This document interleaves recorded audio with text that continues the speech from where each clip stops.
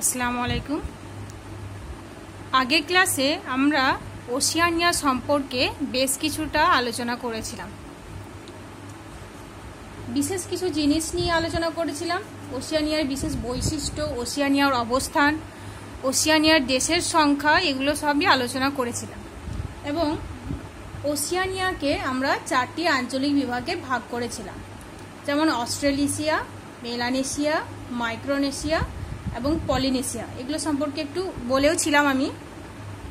দেখো, অস্ট্রেলেশিয়ার মধ্যে দুটি দেশ আছে, একটা হচ্ছে অস্ট্রেলিয়া আর নিউজিল্যান্ড।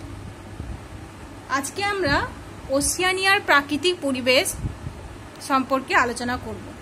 তো ওশিয়ানিয়ার প্রাকৃতিক পরিবেশ জানতে গেলে প্রথমে আমাদেরকে অস্ট্রেলেশিয়া সম্পর্কে জানতে হবে, এবার তারপরে আমরা মেলানেশিয়া, মাইক্রোনেশিয়া, পলিনেশিয়া এগুলো সম্পর্কে জানবো। অস্ট্রেলেশিয়ার মধ্যে দেখো দুটি দেশ আছে, একটা হচ্ছে অস্ট্রেলিয়া, এখানে দেখতে পাচ্ছ তোমরা, আর একটা হচ্ছে নিউজিল্যান্ড।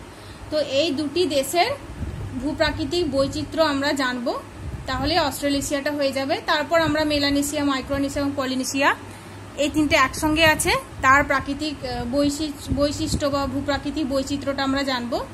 তাহলে ওশিয়ানিয়ার যে আঞ্চলিক বিভাগ তার যে ভূপ্রাকৃতিক বৈচিত্র্য সেটা আমাদের হয়ে যাবে।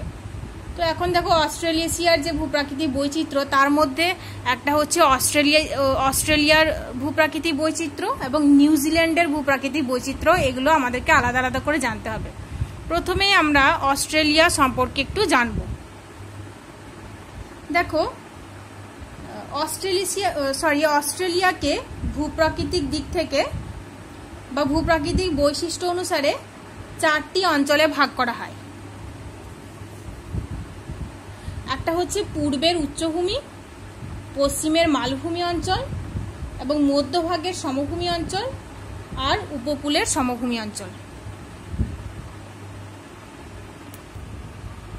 তো প্রথমে আমরা অস্ট্রেলিয়ার পূর্বের উচ্চভূমি সম্পর্কে একটু জানব। পূর্বের উচ্চভূমি কোনটাকে বলা হচ্ছে? দেখো, অস্ট্রেলিয়ার পূর্বের উচ্চভূমি হচ্ছে এই জায়গাটা, এই দিকটা পূর্ব দিক, এই অঞ্চলটা হচ্ছে পূর্বের উচ্চভূমি। অস্ট্রেলিয়ার পূর্ব দিক বরাবর উত্তর থেকে দক্ষিণ দিকে বিস্তৃত হয়েছে একটি প্রাচীন ভঙ্গিল পর্বতশ্রেণী। এটা হচ্ছে প্রাচীন একটা ভঙ্গিল পর্বতশ্রেণী, যেটা উত্তর থেকে দক্ষিণ দিকে প্রসারিত হয়েছে। এর নাম হচ্ছে গ্রেট ডিভাইডিং রেঞ্জ। এই প্রাচীন ভঙ্গিল পর্বতশ্রেণীটির নাম গ্রেট ডিভাইডিং রেঞ্জ। এই পর্বতশ্রেণীটি বিভিন্ন স্থানে বিভিন্ন নামে পরিচিত, যেমন এই অঞ্চলে বলা হয় ডার্লিং ডাউন্স, তারপর আবার এখানে বলা হয় অস্ট্রেলিয়ান আল্পস। তারপর এই পর্বতশ্রেণীটির আরেক নাম হচ্ছে ব্লু রেঞ্জ, এখানে বলা হয় new England range, Liverpool range. এইসব মানে বিভিন্ন অঞ্চলের ওপর দিয়ে এটা প্রসারিত হয়েছে, বিস্তৃত হয়েছে এবং বিভিন্ন অঞ্চলে বিভিন্ন নামে পরিচিত। এটা নিউ ইংল্যান্ডের যে মাউন্ট কোসিয়াসকো, এটা হচ্ছে অস্ট্রেলিয়ার সর্বোচ্চ শৃঙ্গ। এখানে হচ্ছে নিউ ইংল্যান্ড রেঞ্জ, এখানে রয়েছে মাউন্ট কোসিয়াসকো। তো এই মাউন্ট কোসিয়াসকো হচ্ছে অস্ট্রেলিয়ার সর্বোচ্চ শৃঙ্গ, যার উচ্চতা 2230 মিটার। মাউন্ট কোসিয়াসকো নামটা মনে রাখবে, মাউন্ট কোসিয়াসকো।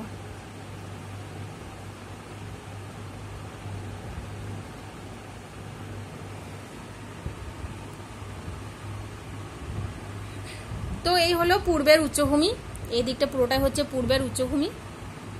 এরপর আমরা জানবো যে পশ্চিমের মালভূমি অঞ্চলটা কোনটা। পশ্চিমের মালভূমি অঞ্চল দেখো, এটা হচ্ছে অস্ট্রেলিয়ার পশ্চিম দিক কোনটা? এই দিকটা হচ্ছে পশ্চিম দিক, তাই তো। আর এই দিকটাই হচ্ছে পশ্চিমের মালভূমি অঞ্চল।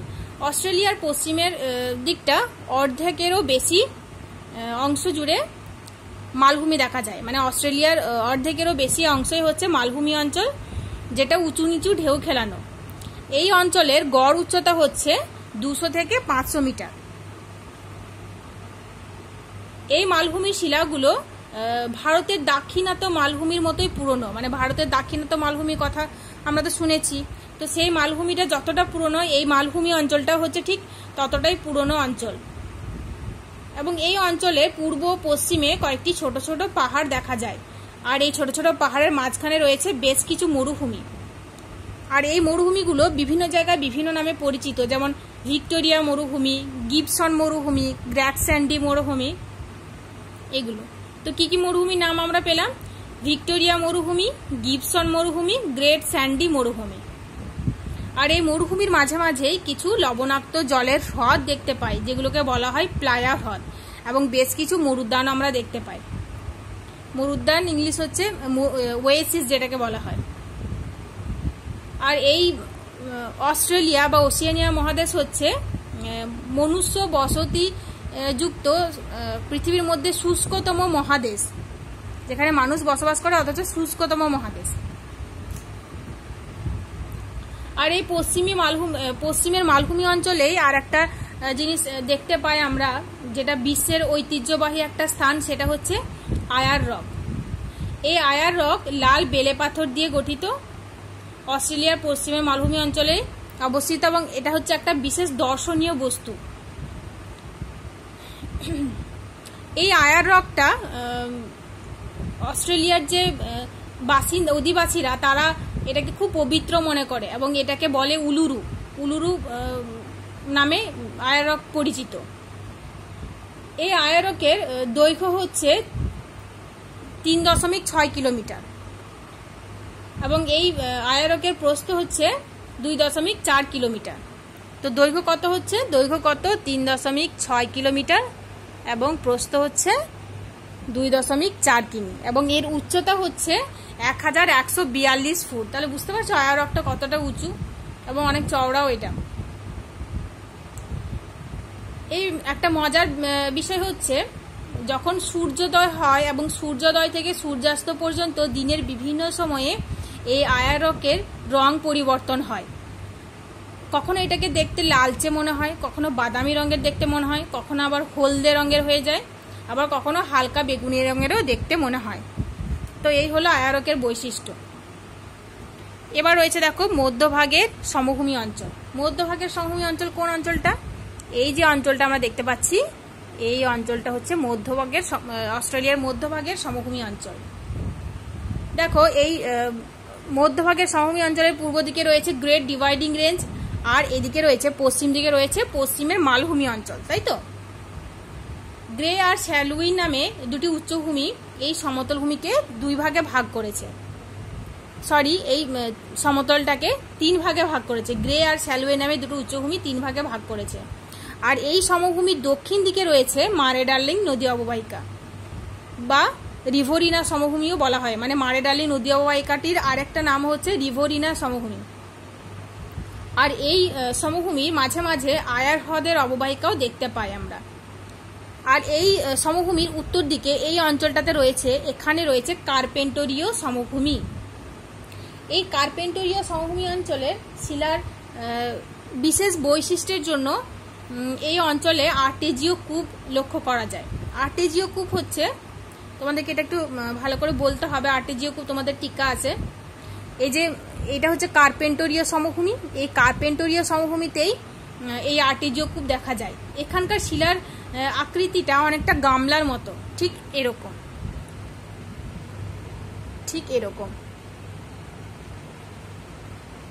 এটা হচ্ছে ভূত্বক, এটা হচ্ছে ভূত্বকের নিচে শিলাটা, তোমরা আশা করছি বুঝতে পারছো। এরকম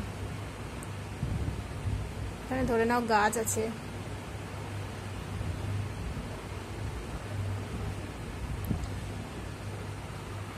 তো এখানে কি হয়, যখন বৃষ্টি হয় বৃষ্টির জলটা এই শিলার নিচে প্রবেশ করে। এখানে আবার আরেকটা বিশেষ বৈশিষ্ট্য হচ্ছে, ধরে নাও এই শিলাটা হচ্ছে প্রবেশ্য শিলা, তার ফলে যখন বৃষ্টি হলো তখন কি হচ্ছে, এই প্রবেশ্য শিলার মধ্য দিয়ে জলটা প্রবেশ করছে এবং এই স্তরেই জলটা রয়ে গেছে। কিন্তু এই 2 স্তর হচ্ছে অপ্রবেশ্য শিলা, মানে দুটি যদি অপ্রবেশ্য শিলা থাকে আর মাঝখানে যদি প্রবেশ্য শিলা থাকে, তাহলে কি হয়, বৃষ্টির জলটা ওই প্রবেশ্য শিলার মধ্যে জমা হয়। তাহলে কি হয়, যদি এখানে কোনো কূপ খনন করা হয়, তাহলে যদি কোনো গর্ত খনন করা হয়, তাহলে ওটা পাম্পের সাহায্য ছাড়াই এই যে জলটা এটা বেরিয়ে আসে। তো এই কূপটাকে বলা হয় আর্টেজিও কূপ। তো কেন বলা হয়? এটাতে কোনো পাম্পের সাহায্য ছাড়া, আমরা যখন কল থেকে জল বের করি তখন ওটাকে পাম্প করতে হয় বা মোটর চালিয়ে তারপর এখান থেকে জল তুলতে হয় মাটির নিচে থেকে, তাই তো? কিন্তু এখানকার শিলার বিশেষ বৈশিষ্ট্যের জন্য এবং এই শিলার আকৃতি অনেকটা গামলার মতো হওয়ার জন্য কি হয়, কূপ খনন করলেই সেটা বিনা পাম্পের সাহায্যেই, পাম্প না করেই সেই জলটা আপনা আপনি ওপরে উঠে আসে, মানে গর্ত খুললেই জলটা উপরে উঠে আসে। তো সেই জন্যই এই কূপগুলোকে বলা হয় আর্টেজিও কূপ। এটা কোথায় দেখতে পাওয়া যায়? এই কার্পেন্টরীয় উপসাগরে দেখা যায়, কার্পেন্টরীয় নিম্নভূমিতে দেখা যায়। এখানে রয়েছে, এটা হচ্ছে কার্পেন্টরীয় উপসাগর, এটা কার্পেন্টরীয় উপসাগর এবং এটা হচ্ছে কার্পেন্টরীয় নিম্নভূমি বা কার্পেন্টরীয় সমভূমি। তো এই ধরনের কূপকে বলা হয় আর্টেজিও কূপ। আর্টেজিও কূপটা তোমরা ভালো করে পড়বে, এরকম তোমাদের 3 নম্বর টিকা বা 2 নম্বর টিকাও আসতে পারে। এরপর আমরা পূর্বের উপকূলের সমভূমি অঞ্চল সম্পর্কে জানবো। দেখো, পূর্বের উপকূলের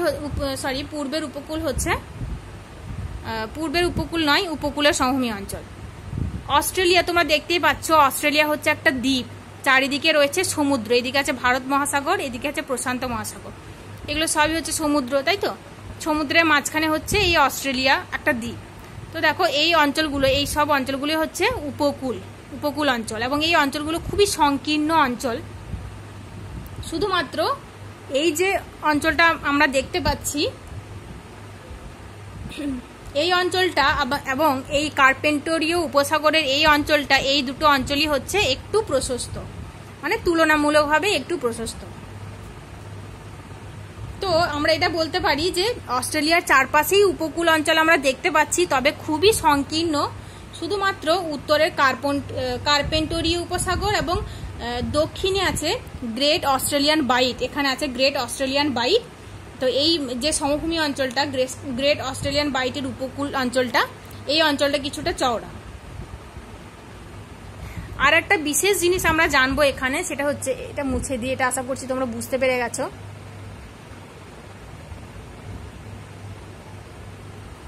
এই যে অস্ট্রেলিয়ার পূর্বের উপকূলের সমভূমি আমরা দেখতে পাচ্ছি, এই সমভূমির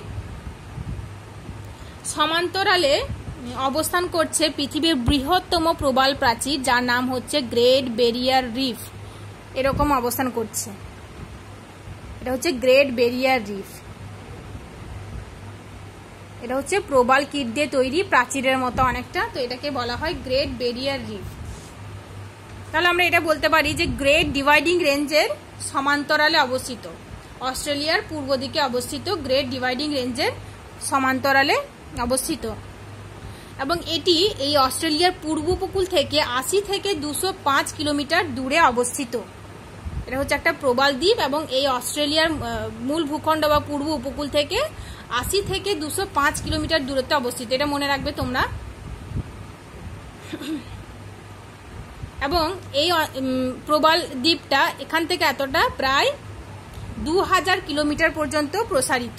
এটা হচ্ছে 2000 কিলোমিটার পর্যন্ত প্রসারিত। তো এই যে গ্রেট ব্যারিয়ার রিফ, এর নামটা গ্রেট ব্যারিয়ার রিফ কেন বলা হয়, এটা আমাদেরকে একটু জানতে হবে।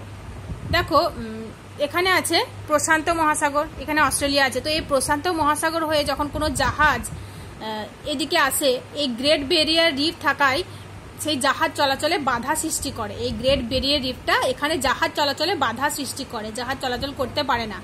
সেই জন্যেই এই প্রাচীরটাকে বলা হয় গ্রেট ব্যারিয়ার রিফ। এটা হচ্ছে একটা প্রবাল প্রাচীর, প্রবাল কীট দিয়ে তৈরি একটা প্রাচীর। ভারতে আমি বলেছিলাম আগের ভিডিওতে যে লাক্ষাদ্বীপও হচ্ছে একটা প্রবাল কীট দিয়ে তৈরি প্রবাল দ্বীপ আর কি। তো আমরা মোটামুটি অস্ট্রেলিয়ার ভূপ্রাকৃতিক বৈচিত্র্যটা জানলাম আমরা। পূর্বের উচ্চভূমি, পশ্চিমের মালভূমি, মধ্যভাগের সমভূমি এবং উপকূলের সমভূমি। আর একটু আমি বলে দিই তোমাদেরকে, পূর্বের উচ্চভূমি হচ্ছে এই অঞ্চলটা, এই অঞ্চলটা হচ্ছে উচ্চভূমি, এখানে রয়েছে গ্রেট ডিভাইডিং রেঞ্জ, বিভিন্ন জায়গায় বিভিন্ন নামে পরিচিত। পশ্চিমের মালভূমি অঞ্চল হচ্ছে এই দিকটা, অস্ট্রেলিয়ার পশ্চিম দিকটা, এখানে আছে পশ্চিমের মালভূমি অঞ্চল, যেখানে বেশ কিছু মরুভূমিও রয়েছে। মধ্যভাগের সমভূমি অঞ্চল হচ্ছে এই যে এই অঞ্চলটা, যেখানে মারে ডার্লিং নদী প্রবাহিত হয়েছে, এই অঞ্চলটা হচ্ছে মধ্যভাগের সমভূমি অঞ্চল। এবং উপকূলের সমভূমি অঞ্চল হচ্ছে এই যে অস্ট্রেলিয়ার চারিদিকটা, খুবই সংকীর্ণ উপকূল অঞ্চল। তো এটা হচ্ছে উপকূলের সমভূমি, শুধুমাত্র এই অঞ্চলটা এবং এই অঞ্চলটা একটু প্রসারিত। এরপর আমরা নিউজিল্যান্ডের ভূপ্রকৃতি সম্পর্কে জানবো। নিউজিল্যান্ড আমরা দেখতে পাচ্ছি, এই দেখো এটা হচ্ছে নিউজিল্যান্ড। নিউজিল্যান্ডে দুটো বড় বড় দ্বীপ রয়েছে, এটা হচ্ছে উত্তর এবং দক্ষিণ, এটা হচ্ছে দক্ষিণ। এছাড়াও এই দুটো দ্বীপ ছাড়াও এখানে আছে স্টুয়ার্ট দ্বীপ, এটা হচ্ছে স্টুয়ার্ট দ্বীপ, চ্যাথাম প্রভৃতি আরো কয়েকটা ছোট ছোট দ্বীপ এখানে রয়েছে। এই সব দ্বীপগুলো নিয়েই নিউজিল্যান্ড গড়ে উঠেছে। এই নিউজিল্যান্ডের বেশিরভাগ ভূমি হচ্ছে পর্বতময়, এখানে বেশ কয়েকটি পর্বত শৃঙ্গ দেখতে পাওয়া যায় এবং এখানে অনেকগুলো আগ্নেয়গিরিও রয়েছে, যেমন মাউন্ট এগমন্ট, রুহাপেহু এরকম। এই যে দক্ষিণ দ্বীপটা দেখতে পাচ্ছ, দক্ষিণ দ্বীপের দক্ষিণ আল্পস হচ্ছে এই নিউজিল্যান্ডের প্রধান পর্বতশ্রেণী। এই পর্বতশ্রেণীর মাউন্ট কুক এখানে রয়েছে, মাউন্ট কুক, যার উচ্চতা হচ্ছে 3746 মিটার। তো এই মাউন্ট কুক হচ্ছে নিউজিল্যান্ডের সর্বোচ্চ শৃঙ্গ। আর এই দ্বীপের পূর্ব উপকূল বরাবর গড়ে উঠেছে বিখ্যাত ক্যান্টারবেরি সমভূমি। এই যে এই দ্বীপটা, এই দক্ষিণ দিকে এখানে আছে পূর্ব উপকূল, এখানে গড়ে উঠেছে ক্যান্টারবেরি সমভূমি। নিউজিল্যান্ডের প্রধান প্রধান নদী হচ্ছে ওয়াইটাকি, ক্লথ, ওয়ানগামুই, টায়েরি। এই নদীগুলো দৈর্ঘ্যে খুবই ছোট, কিন্তু ছোট হলেও এই নদীগুলো খুবই খরস্রোত, খুবই বেগবহুল। কেননা এই অঞ্চলে যেহেতু বেশিরভাগই পর্বতময়, তো যেহেতু পর্বতের উপর দিয়ে নদী বয়ে যাচ্ছে সেজন্য খরস্রোত তো হবেই, তাই না? আর এই যে এখানে যে পর্বতগুলো রয়েছে, এই পর্বতে অনেক হিমবাহ সৃষ্ট হয়েছে এবং সেই হিমবাহ থেকে হ্রদেরও সৃষ্টি হয়েছে। তো এই হলো অস্ট্রেলিয়া এবং নিউজিল্যান্ডের ভূপ্রকৃতি। তার মানে আমরা অস্ট্রালেশিয়ার ভূপ্রকৃতিটা আমরা জানলাম। তাহলে বাকি রইল কোনটা? বাকি রইল মেলানেশিয়া, মাইক্রোনেশিয়া এবং পলিনেশিয়ার ভূপ্রকৃতি। এখানে আমি আগের ভিডিওতে তোমাদেরকে দেখিয়েছিলাম, এখানে আছে মেলানেশিয়া, ছোট ছোট দ্বীপ নিয়ে মাইক্রোনেশিয়া, এবং একদম পশ্চিম দিকে হচ্ছে এটা পলিনেশিয়া। তো এখানকার ভূপ্রকৃতিটা কেমন একটু আমরা জানবো। এই যে দেখো, মেলানেশিয়া, মাইক্রোনেশিয়া এবং পলিনেশিয়া, এই তিনটে অঞ্চলই হাজার হাজার দ্বীপ নিয়ে গঠিত। আমি বলেছিলাম আগে যখন ভিডিও শুরু করেছিলাম তখন বলেছিলাম 10,000-এরও বেশি দ্বীপ নিয়ে গঠিত এই পুরো ওশিয়ানিয়া মহাদেশ। তো এই মেলানেশিয়া, মাইক্রোনেশিয়া এবং পলিনেশিয়া হাজার হাজার দ্বীপ নিয়ে গঠিত। এখানকার বেশিরভাগ দ্বীপগুলো সমুদ্রের তলদেশে আগ্নেয় পদার্থ জমা হয়ে হয়ে তৈরি হয়েছে। এই যে দ্বীপগুলো দেখতে পাচ্ছ, সমুদ্রের নিচে থেকে আগ্নেয়গিরি থেকে যে ম্যাগমা বেরিয়ে আসছে, লাভা হিসেবে প্রবাহিত হচ্ছে, সেগুলো জমতে জমতে জমতে জমতে এই দ্বীপগুলো তৈরি হয়েছে। এবং কিছু দ্বীপ